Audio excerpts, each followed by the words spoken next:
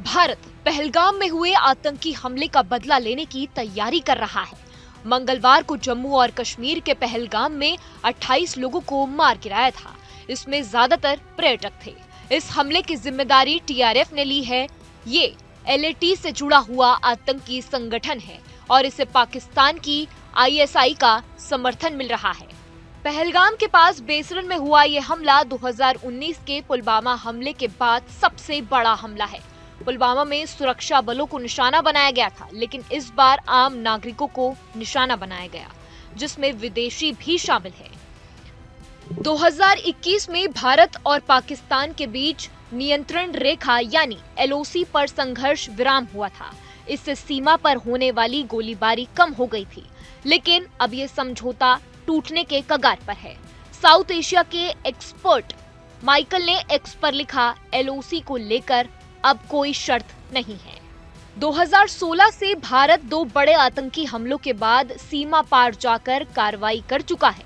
पहले उरी हमले के बाद पीओके में सर्जिकल स्ट्राइक की गई और फिर बालाकोट में एयर स्ट्राइक। नागरिकों पर हुए इस हमले के बाद भारत पर फिर से कार्रवाई करने का बहुत ज्यादा दबाव है। हमले का समय बहुत महत्वपूर्ण है। पहलगाम हमला अमेरिकी उपराष्ट्रपति जेडी वेंस की भारत यात्रा और पीएम मोदी के सऊदी अरब दौरे के समय हुआ। इससे लगता है कि हमलावरों का मकसद कश्मीर पर दुनिया का ध्यान खींचना था। पाकिस्तान के पूर्व राजदूत हुसैन हक्कानी ने इस हमले की तुलना हमास के 7 अक्टूबर के हमले से की है। उन्होंने इसके गंभीर परिणाम होने की चेतावनी दी है। इन हालातों में भारत के पास पहलगाम आतंकी हमले का जवाब देने के लिए क्या विकल्प हो सकते हैं?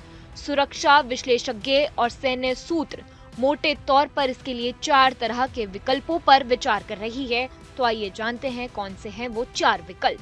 पहला विकल्प, उरी की तरह ही सर्जिकल स्ट्राइक हो सकती है। तब रात के समय में कमांडो टीम ने नियंत्रण रेखा के 3 किलोमीटर अंदर तक घुसकर आतंकी लॉन्च पैड का सफाया किया था।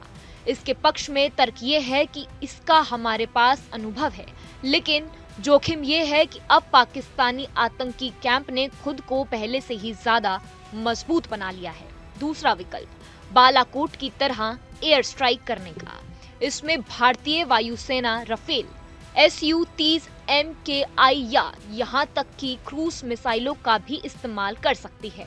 इसका फायदा है कि हम 30 किलोमीटर से लेकर 150 किलोमीटर पाकिस्तान के अंदर सक्रिय आतंकी कैंपों को तबाह कर सकते हैं, लेकिन इसके लिए ठोस इंटेलिजेंस और संभावित चुनौतियों के बारे में भी सोचना आवश्यक है।